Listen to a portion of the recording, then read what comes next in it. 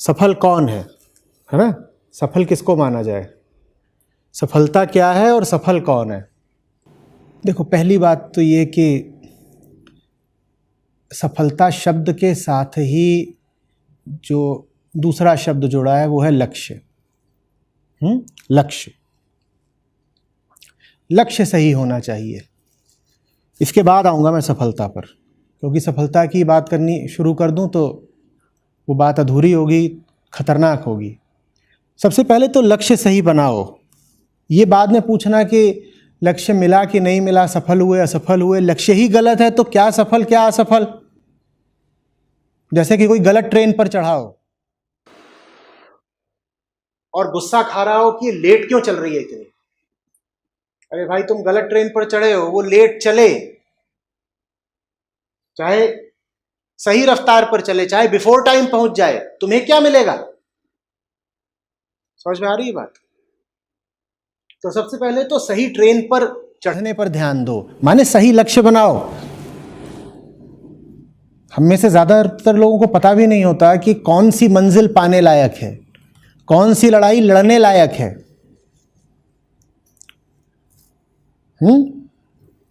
बेहोश मंजिलों की तरफ भागते रहते हैं और अंधी लड़ाइयां लड़ते रहते हैं,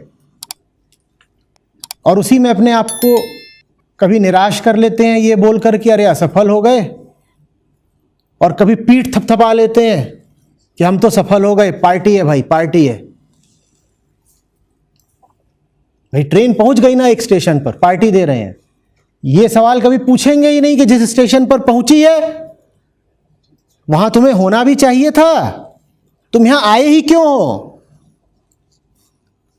ये मंजिल तुम्हारी कैसे हो गई, ये पूछेंगे ही नहीं।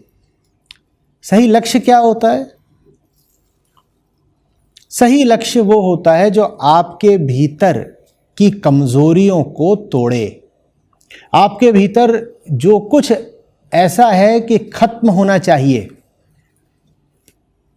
लक्ष्य बनाओ जो उसे खत्म ही कर दे।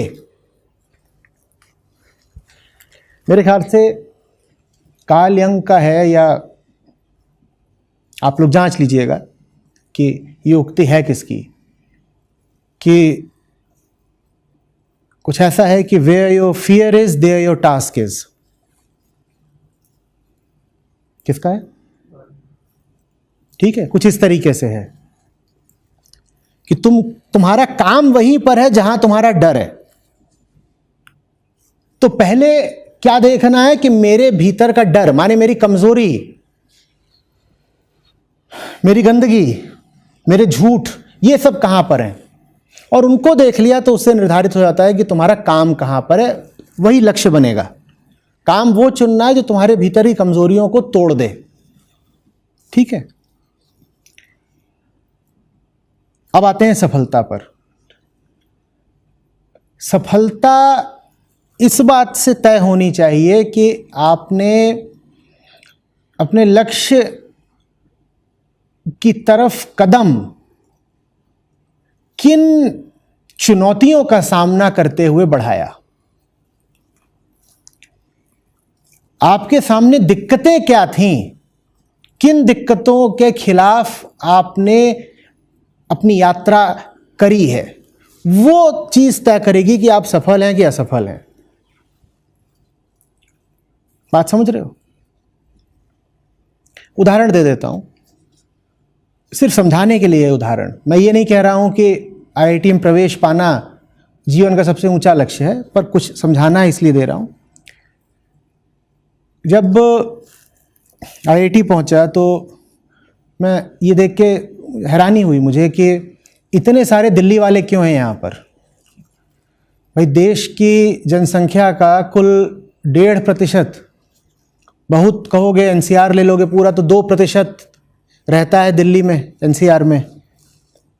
लेकिन 1995 में आईआईटी के बीटेक बैच में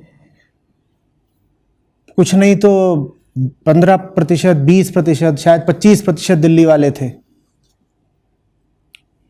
तो इतने सारे हैं, और उनमें से बहुतों की रैंक भी बहुत अच्छी अच्छी थी।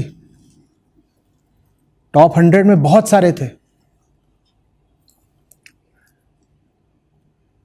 और उनको देखूं तो ऐसा लगे नहीं कि इनमें कुछ इतना खास है, ना तो श्रम के तौर पर ना प्रतिभा के तौर पर। नहीं, अच्छे छात्र थे, इसमें कोई शक नहीं तो उनकी इतनी ऊपर रैंक नहीं आ सकती थी, पर उतनी विशिष्टता उनमें दिखाई न दे जितनी उनकी रैंक थी। फिर धीरे धीरे मुझे समझ में आना शुरू हुआ कि शायद कोई उड़ीसा से है, उड़ीसा के किसी छोटे शहर से, गांव से, और उसकी रैंक आई है 1800। वो लड़का ज़्यादा सफल है बजाय उसके जो दिल्ली वाला है और उसकी रैंक आई है 18। बात समझ में आ रही है? वो उड़ीसा वाले को ये तो छोड़ दो कि बहुत अच्छी कोचिंग मिली थी। अब यहाँ दिल्ली में एक से बढ़कर एक टॉप कोचिंग है जहाँ सब कुछ ही खोल कर रख दिया जाता है। उड़ीसा वाला जो कर रहा है अपने दम पर कर रहा है। कोचिंग छोड़ो, उसे तो हो सकता है सही किताबें भी ना मिली हों, मिली भी हों तो बहुत समय लगाकर, मेहनत लगाकर मिली हों।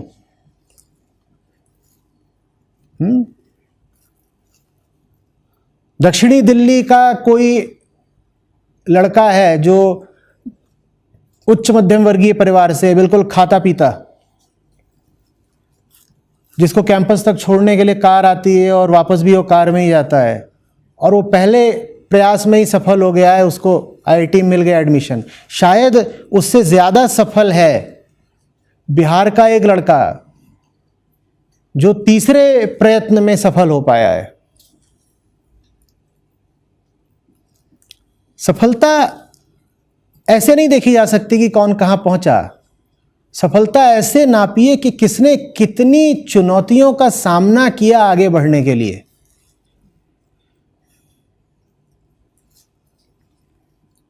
एक है जो इंक्लाइन पर दौड़ रहा है, ऐसे चढ़ाव पर, और एक है जो समतल जमीन पर दौड़ रहा है। आप दोनों की सफलता इस आधार पर नापेंगे कि दोनों में से दूरी किसने ज्यादा तय करी, तो बेवकूफी हो जाएगी ना। What are the odds? चुनौतियां क्या थीं, बाधाएं क्या थीं? तुम जितना भी आगे बढ़े हो, उतना आगे बढ़ने के लिए तुमने कितना जीता है, कितना श्रम किया है। तुम जितना भी आगे बढ़े हो, उतना आगे बढ़ने के लिए तुमने किसको परास्त करा है, मेहनत कितनी लगी है तुम्हें, तुम्हारा रास्ता कठिन और कंटकाकीर्ण कितना था। यह चीज तय करेगी कि तुम सफल कितने कहलाओगे। आ रही बात समझ में? और यह चीज अक्सर जिंदगी में स्कोर बोर्ड पर नहीं दिखाई देती।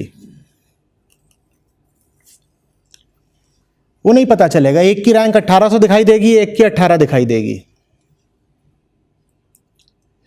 यह भी हो सकता है इस 18 रैंक वाले की ज्यादा अच्छी जॉब लग जाए। अच्छी से मेरा अर्थ वही है जो प्लेसमेंट में माना जाता है, पैसे। हो सकता है उसकी ज्यादा मोटी नौकरी भी लग जाए, उसकी भाषा, उसका कल्चर, ये सब कॉरपोरेट के लिए ज्यादा मजा हुआ होगा तो ज्यादा तेजी से तरक्की भी कर जाए। हो सकता है सब कुछ हो जाए, लेकिन फिर भी अगर जिंदगी की नजर से देखोगे तो ये 1800 रैंक वाला ज्यादा सफल होगा शायद। मैं ये नहीं कह रहा कि नियम ही है कि उड़ीसा वाले को दिल्ली वाले से ऊपर ही मानना। ये उदाहरण है, ये नियम नहीं बता रहा हूं मैं। नियम है कि major success against the odds. समझ में आ रही है बात?